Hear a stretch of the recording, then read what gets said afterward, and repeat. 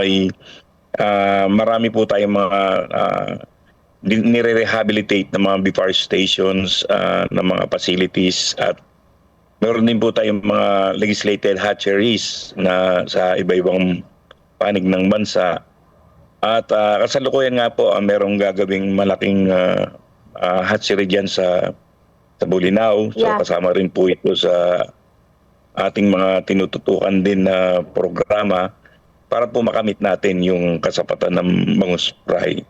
At of course, bukod dito ay tuloy-tuloy din po yung ating pamamahagi ng mga gamit sa ating mga fry collector, kasi malaking portion pa rin po ng ating supply ng mga bangus fry ay nanggagaling sa ating mga fry collector. At ang Region 1 po ay isa sa mga nangungunang region na nagsusupply pa rin. Ganun din po ang Region 2, Region 3. At of course, yung ibang regions, ganun din po. Kaya po, noong last year, nagmigay din tayo ng mga gamit yan sa may Suwal. No po? Katuwang po natin ng BFAR Region 1. At yun nga po, pinapalakas natin yung ating collaboration sa mga grupo nila. Aldo, yan pong sa MAPA, at meron din ang PhilMig, yung ating Philippine Milkfish Industry Group. At baka sakali po nitong October magkakaroon tayo ng National Bangus Congress na gaganapin dito sa Region 3. So value chain po ang approach natin sa National Bangus Program. At yung pong mga production naman natin sa mga BFAR stations ay pinamimigay po natin sa mga maliliit nating mga nagbabangos sa buong bansa po. RD, with the implementation of this program, 3 to 5 years from now, nakikita pa natin na somehow, mababawasan na po yung importation natin ng bangus fry mula sa ibang mga bansa na syempre dadalhin dito po sa ating bansang Pilipinas, RD? Mula po nung na-implement natin yung program, malaki na po ang improvement ng ating production. Naitala po natin yung noong 2018, nagsimula po tayo sa 800 million. At ang target naman po natin doon sa ating roadmap na doon sa short term is additional 300 million. Nalampasan naman po natin yun dahil kasalukuyan, nagre-range po tayo ng 1.5 billion to 2 billion ang production natin ng bangus fry sa ating lahat po, yung sa government, saka sa mga private hatcheries. Kasama na rin po yung nakukuha natin sa wild. RD, for the past few weeks, I think, dyan sa may bahagi ng Isabela, meron po yung mga naitalang naranasang mga fish kill at syempre yung epekto po ng climate change. Paano makakatulong yung program po na ito sa ating mga fish farmer para maiwasan po yung, o mabawasan po yung pagkalugi na dulot po nito, RD? Unang-una po, yun nga po, maganda po kasi yung collaboration natin sa mga private sector. Kaya meron po tayong mga ginagawang mga mechanism. Halimbawa po kung talagang may mga ano po tayo, may mga ganyan pangyayari, ina-alert na natin na if ever magkaroon sila ng emergency harvest na. Kasi since parang nagiging ano po yan may pattern naman yan. At alam na po ng mga nagbabangus natin dyan yung mga ganyang sitwasyon.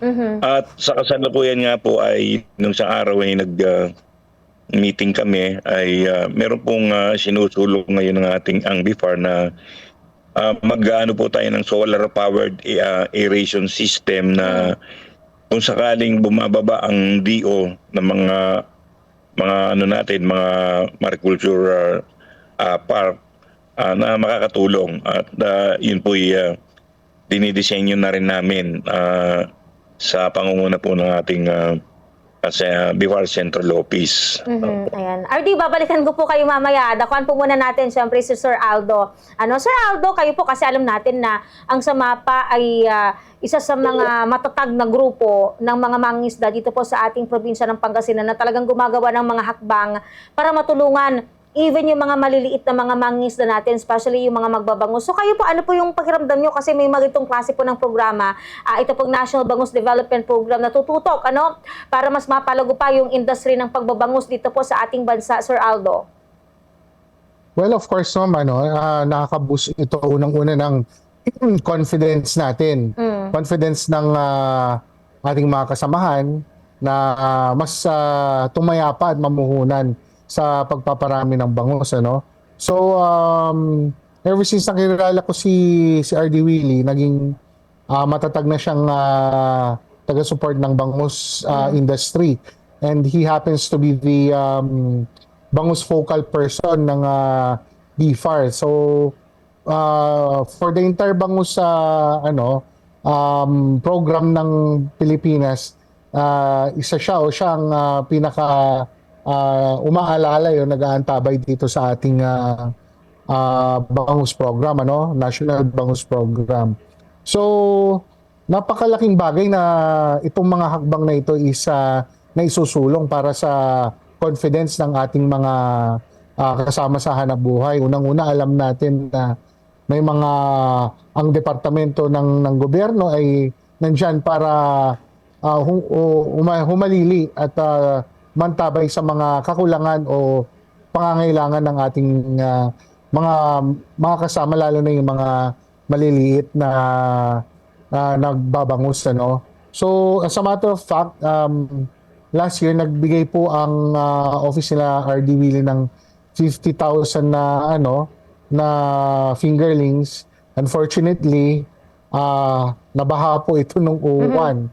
So, maganda na po yung size nun, pero ipapamahagi na. Unfortunately, may dumating na dilubyo, yung bagyo nga na napakalaki, napakalakas nun, no, napakataas ng tubig, na maski anong preparation din po natin, hindi po natin napaghandaan yung ganong kalakas at na tama sa atin ng hagupit ng bagyo. Pero having said that, sila RD Willie at the BFAR Bureau for that matter, nandiyan pa rin po na tumutulong po sa atin. Nandiyan din po sila RD La Chica na ang Region 1 na po natin, regional directors ng BFAR, nandiyan din pong tumutulong din po sa atin.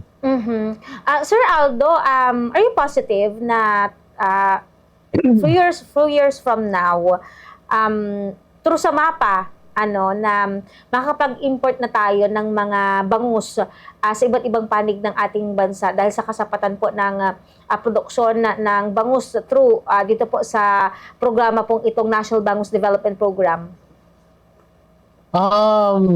Yan naman po talaga ating main objective, Ma'am Justin, para mapalakas hindi lang ang production, pero ma-access natin ang international markets and export trading na tinatawag. May mga kasama na rin po tayo sa Region 3 na ang alam ko currently nakakapag-access na sila ng international markets. Kaibigan din po natin yan, si Sir Mark Trilliana, na isa po sa mga malalaking producers din po ng bangus na. And dito naman sa region natin, meron na rin po mga presence po ng mga markets na nag-export. Pero we're still looking forward to the time na maski yung mga maliliit na mga producers po natin is ma-enjoy po itong pag-access po ng international market, dahil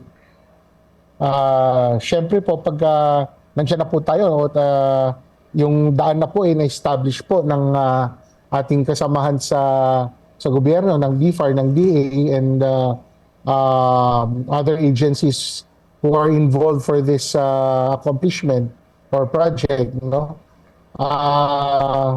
mas mapapalakas natin ang ating industriya at mas protektahan po natin ang ating pricing,